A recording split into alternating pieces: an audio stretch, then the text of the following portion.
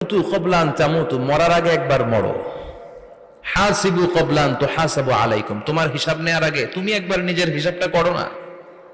কাগজ বের করে একটু লিখো না কি কি ভালো কাজ করছিলা, যেগুলো দিয়ে নাজাতের ওসিলা হতে পারে, 1 2 3, আর কি কি আকাম কুকাম করছো দেখো না, লিখে দেখো তোমার অবস্থাটা কি।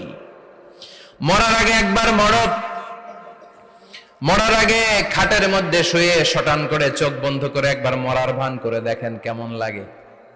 চোখটা বন্ধ করেন আর ভাবেন আপনি নাই, কি কি হতে পারে ভাবেন।